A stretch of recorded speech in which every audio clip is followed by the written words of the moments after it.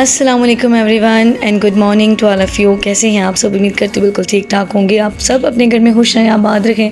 अल्लाह पाक आप सबको अपने ज़मान में रखे, आमीन सम आमीन। बहुत ही प्यारी दुआ के साथ अपने व्लॉग का आगाज़ कर रही हूँ। अगर आप लोग मेरे चैनल पर न्यू हैं तो प्लीज़ चैनल को सब्सक्राइब कर लें। 132 मेरे सब्सक्राइबर हो चुके हैं।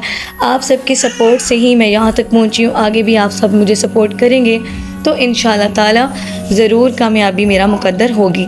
तो प्लीज़ आप सब सपोर्ट करें। अगर हो सके तो वीडियो को लाइक कमेंट करने के बाद छोटा सा क्लिक किया करें शेयर का, और मेरी वीडियो को शेयर कर दें ताकि व्यूज़ जो हैं वो इंक्रीज़ हो सकें और सब्सक्राइबर जो हैं वो ज़्यादा से ज़्यादा हो सकें। अच्छा जी, तो यहाँ पे मैं बना रही हूँ नाश्ता। नाश्ते में आज मैं बना रही हूँ चाय, साथ में मैं इस्तेमाल करूँगी अचार और पराठे का। और आज सिंपल सा नाश्ता बिल्कुल करेंगे। अच्छा जी, सिंपल तो है लेकिन मेरा बहुत फेवरेट भी है। और अचार जैसे कि आप सबको पता है, मैंने पिछले व्लॉग में शेयर किया है कि मैं घर में मैंने जो है ना अचार जो है ना घर में डाला है हमने। तो अभी जी मेरी बेटी की जो तबीयत है वो बिल्कुल ठीक नहीं है। आप सबसे रिक्वेस्ट है प्लीज़ उसके लिए दुआ करें।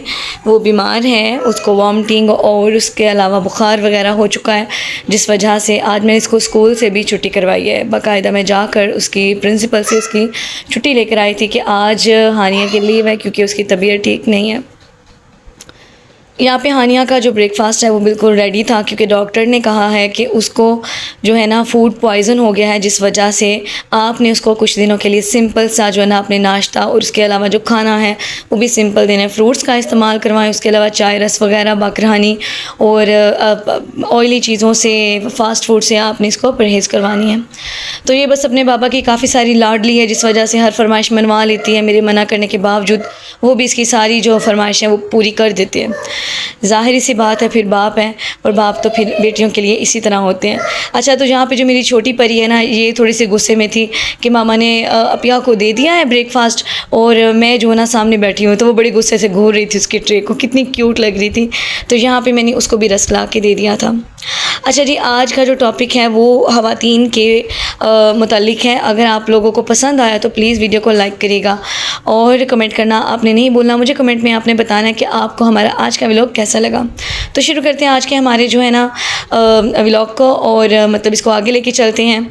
और आप लोगों ने किसी भी तरह की मतलब आपको अगर वीडियो में मिसिंग नज़र आती है तो आप लोग मुझसे शेयर किया करें ताकि मैं अपनी वीडियोज़ को इम्प्रूव कर सकूँ। अच्छा जी, तो ख़वातीन जो होती है ना, इनका कंपैरिजन अक्सर मर्द हजरात से इस तरह से किया जाता है कि मर्द जो है वो ज़्यादा हार्ड वर्किंग करते हैं, औरत जो है वो कम हार्ड वर्किंग करती है। और इस बात का ज़्यादा से ज़्यादा जो पॉइंट ऑफ व्यू है वो सास हजरात से मिलता है, और उसके अलावा मतलब कि ससुराल वालों से मिलता है। और उसके अलावा जो हमारे शोहर है ना, वो हमें जो है ना इन अलकाबात से नवाजते हैं कि जी जो मर्द है ना ये भी बहुत मेहनत करता है, बस आप लोगों को दिखाई नहीं देता।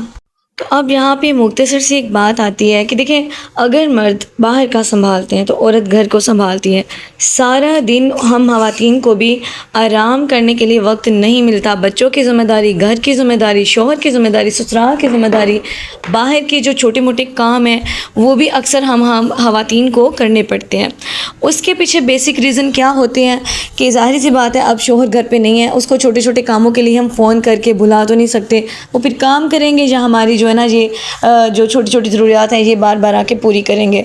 इस तरह तो अपनी ड्यूटी पे पूरी तरह से फ़ोकस भी नहीं कर पाएंगे। अब हम ख़वातीन जितना भी कर लें हमें कभी सराहा नहीं जाता, हमारी कभी तारीफ़ नहीं की जाती। अच्छा, तारीफ़ तो दूर की बात है, कभी इस बात को भी एक्सेप्ट नहीं किया जाता कि नहीं करती है, थोड़ा बहुत तो करती है, थोड़े बहुत का भी नाम जो है ना वो नहीं आता। अब जो हकूक़ुल इबाद है, अगर हम उसके ऊपर थोड़ा सा फोकस करें तो मेरे ख्याल से बड़ी क्लियरली जो है ना बताया गया है कि औरत के हकूक़ क्या हैं, मर्द के हकूक़ क्या हैं, फ़राइज़ों के बारे में बताया गया है, औलाद के, मतलब A to Z जो हकूक़ुल इबाद है उसमें सब कुछ आपको मिल जाएगा। हम लोग उस मुआशरे में रहते हैं जहाँ पे ये सब कुछ जानते बूझते बिना अनजान बनने का ड्रामा किया जाता है। ये एक तलख़ हकीकत है जिसको मैं आज आप सबके साथ शेयर कर रही हूँ। मैं जानती हूँ कि आप लोग भी इस बारे में जानते होंगे, लेकिन कुछ ऐसे पॉइंट्स आपको आज इस वीडियो में मिलेंगे जिससे आप लोग एग्री करेंगे कि नहीं वाकई में ये बात हमारे माशरे में है और ये सरासर गलत है। लेकिन वही बात आ जाती ना कि एक औरत जब अपने हक़ के लिए, अपने दफ़ा के लिए आवाज़ उठाती है तो इस तरह के उसको अलकाबात दिए जाते हैं, इस तरह उसको टॉर्चर किया जाता है, उसके घर वालों तक को नहीं छोड़ा जाता। लेकिन इन सब से बचने का एक मुख्तसर सा हल है कि हम ख़वातीन जहाँ हम बोल के जहाद करते हैं वहाँ हम खामोशी का जहाद जो है ना वो बहुत बड़ा होता है, क्योंकि सब्र का जो फल है वो अल्लाह पाक ज़रूर देते हैं। ऐसा हो ही नहीं सकता कि हम लोग सब्र करें किसी आजमाइश पे तो परवरदिगार हमें नवाजे ना, ऐसा हो ही नहीं सकता, नॉट पॉसिबल।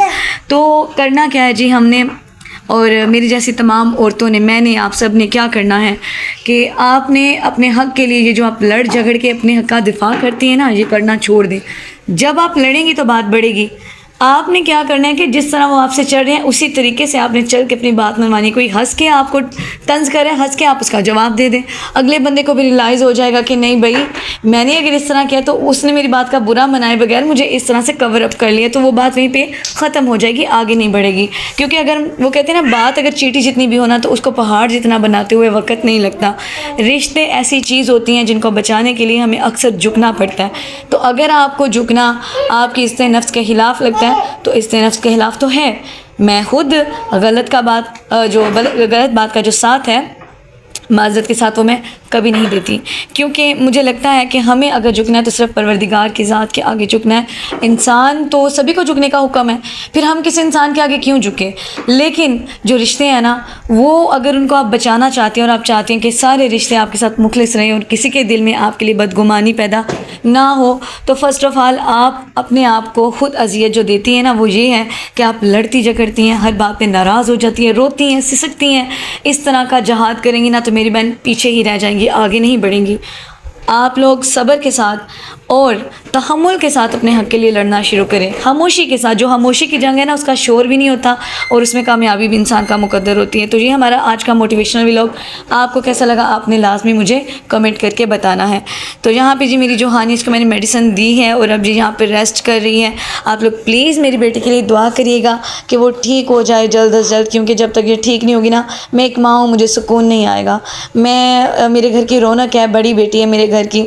तो आप लोग यकीन करें ये ज़रा चुप होती है ना तो मुझे ऐसा लगता है जैसे मैं खुद चुप हो गई हूँ। तो मैंने इसको यहाँ पे कार्टून्स लगा के दिए हुए थे कि ये थोड़ा सा ना मतलब रिलैक्स फील करें। और आजकल तो अल्लाह माफ़ करे बिल भी बहुत ज़्यादा आ रहे हैं बिजलियों के, और बिजली के बिल जो है बहुत ज़्यादा आ रही हैं। तो यहाँ पे मैं फ्रिज को ना रात में बंद कर देती हूँ, मतलब रात जो है ना 12 बजे के बाद मैं बंद कर देती हूँ उसको, और उसके बाद जो है ना मैंने सुबह इसको जो है ना दोबारा ऑन करना होता है। तो फ्रिज को मैंने चला दिया था। यहाँ पर अब मैं नाश्ता करने बैठ गई थी और ये जो मग है ना बहुत कमाल का मग है। चाय तो मैंने पहले से बना कर रख दी थी, आप लोगों ने स्टार्ट में देखा होगा, और इसके जो डैशबोर्ड है उसके ऊपर मैंने रखा हुआ था और ये अभी तक बिल्कुल हॉट थी, गर्म थी। और अब हम यहाँ पे करेंगे अपना नाश्ता। आपसे लेंगे इजाज़त, मिलते हैं नेक्स्ट व्लॉग में। अल्लाह हाफिज़।